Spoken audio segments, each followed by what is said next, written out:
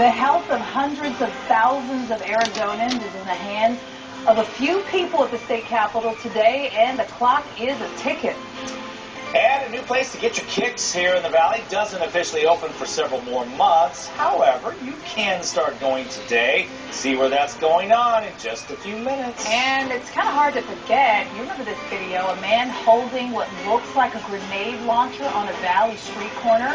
Well, this man is going to trial this morning. Good morning. It's 7 o'clock.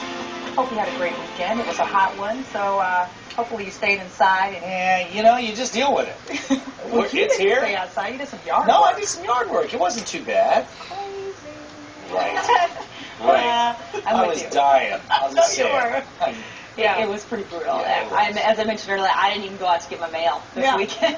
I'm right there with you. Yeah, you know what? We had a 3-day streak of 110 or above Thursday, Friday, Saturday. We finally fell off to about 108 yesterday. So how about this start to our new week? Well, it's going to be a toasty one right now. Not too bad. Take a look at these current temperatures across town. 78 in Mesa, 72 in Chandler, and 74 right now in Gilbert. You've got plenty of time to get out and get in that morning run or walk this morning. 73 at Queen Creek, 80 degrees right now in Scottsdale, 74 in Ahwatukee, and 75 in downtown Phoenix, and Deer Valley, 77 at Glendale, and 78 in Avondale.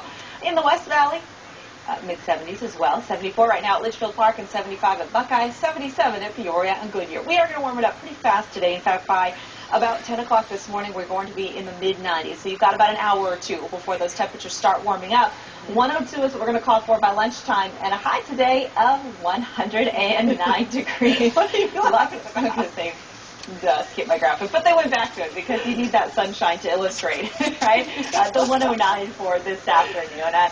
Jeannie, you're tracking rush hour in Ahwatukee this morning. That's exactly right. So whatever you take along with you, and today it's not just a coffee, it's an iced coffee. Thank you. Well, we always like to start off with good news when we can, so here's some. Overnight, Glendale police actually found a missing 9-year-old girl and reunited her with her family. Here she is, Taylor Jo Chalis. She disappeared yesterday morning from her home near 61st Avenue in Northern. Police think she left with her 16-year-old sister, who is considered a runaway. Well, she was found in the area of 35th Avenue and Bethany Home Road. Detectives have not said if her sister was involved in this.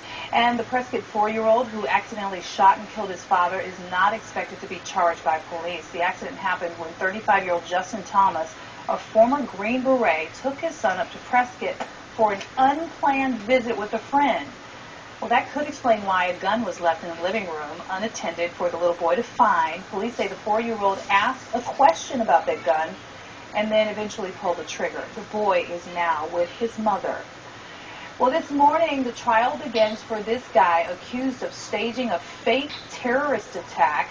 Police say Michael Turley sent his nephew out in a mask and carrying a fake grenade launcher. Turley allegedly staged the incident to see just how long it would take for police to respond. He has pleaded not guilty. And happening right now, jury selection starting in a trial against Florida homeowner George Zimmerman. He is charged with second-degree murder for the killing of 17-year-old Trayvon Martin more than a year ago. Zimmerman does not deny killing Martin, but he says it was in self-defense. He was on neighborhood watch when he saw Martin, who says he looked suspicious. Martin was killed by a gunshot when the two got into a fight. At a previous hearing, Zimmerman did say he was sorry to the teen's family. I wanted to say I am sorry for the loss of your son. I did not know how old he was. I thought he was a little bit younger than I am, and I did not know if he was armed or not. This trial is expected to last several weeks, probably not as long as the Jodi Arias trial. There is a similarity, though, between the two besides the heavy media coverage. Just like the Arias trial, there has been a lot of testy moments so far in court. Excessive heat is being blamed for a hiker's death. A 69-year-old man was hiking in the White Rock Canyon area about 8 miles from Boulder City. Temperatures reached 110, just like around here, before the man was found dead. And a group of Boy Scouts and their leader also got lost in the same area and had to be rescued. They were treated for heat-related illnesses, and it looks like they're going to be okay, though. Well, trying to beat the heat cost a little girl her life after she drowned in a Litchfield pool. Sheriff's deputies tell us the 2-year-old drowned while visiting a friend's house in Litchfield Park on Sunday, and we're told that she disappeared for about 5 minutes and was found in the pool. The homeowner performed CPR until paramedics arrived. Deputies say there was a pool fence, but the gate was propped open. And another drowning to tell you about, this one at a party near 43rd Ave and Bell. A man in his 20s was found floating in the backyard pool after his friends realized they hadn't seen him for about 20 minutes or so. Paramedics tried to revive him, but he was pronounced dead at the hospital. Detectives believe that he had been drinking. Well, there is a so-called soft opening today for a new trailhead in North Scottsdale. It's near Dysart and Alma School Roads.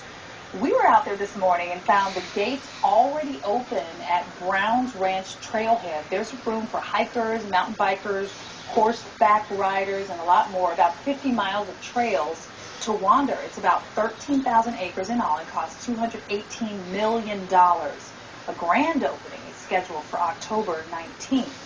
Well, right now we call Tempe, Mesa, Chandler, Gilbert, that whole, in a whole, they're all called the East Valley, right? It's simple, it's accurate, it makes a lot of sense. But soon, that may not be the case because a group called the East Valley Partnership wants to rebrand the area with a whole different name. It's going to be unveiled Wednesday at an SRP forum. Some say the term East Valley was coined by the Mesa Tribune 32 years ago, so I wonder what the name's going to be. And while we're talking about the East Valley, Gilbert is considering turning its downtown area into an entertainment district. Supporters want to bring a new life there. Critics say an entertainment district, though, is going to ruin the charm. An entertainment district means alcohol can be served in businesses closer to schools and churches. If you'd like more information, there is a meeting next Monday. Governor Manchin plan and controversial abortion bill are supposed to be talked about today by House committee members. More importantly, today is the last day those committee members will hear what the public has to say about the two issues. And Ryan O'Donnell is live outside the state capitol. Ryan, good morning.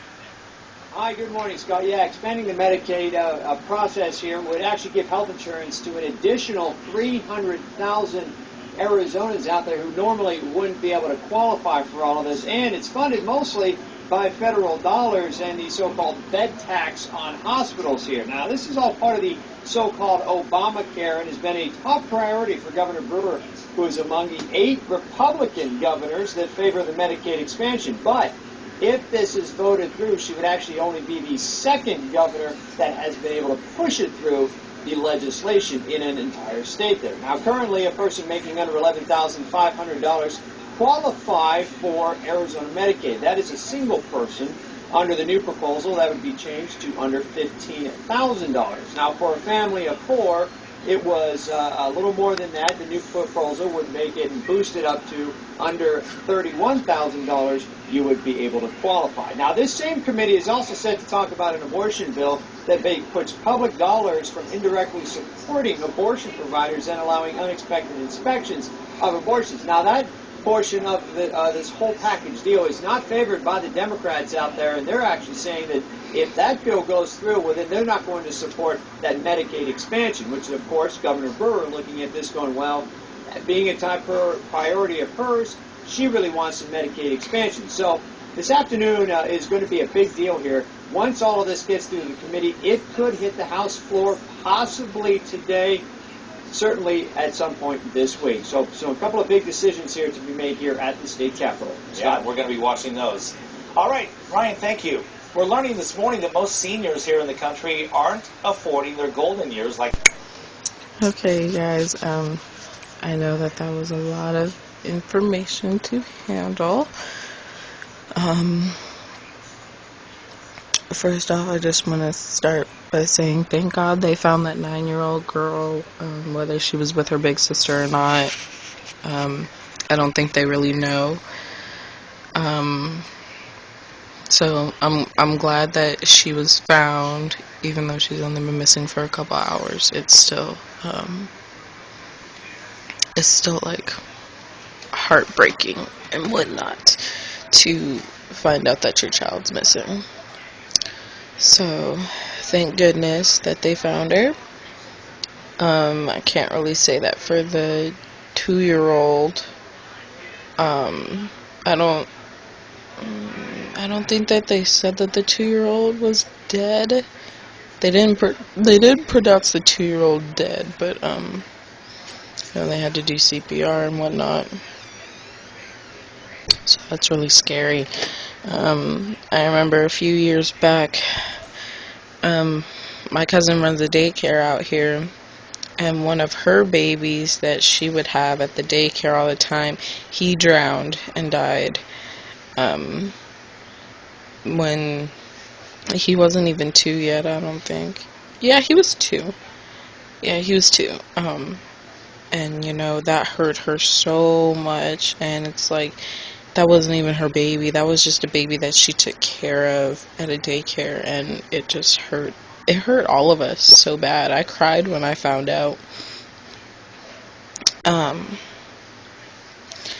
yeah, stuff like that happens. Drownings happen, and you know what? If parents and adults would take more precaution, drownings would not happen. They really wouldn't. No child should be able to unlock a door or, just push a door open and be able to get to any type of water. So, I'm very sad, but,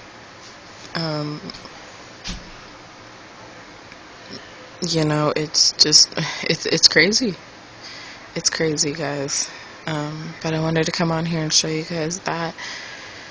And, just to tell you guys that I love you. Thank you to all my subscribers. If you're not subscribed to me, subscribe. Talk to you guys later. Bye.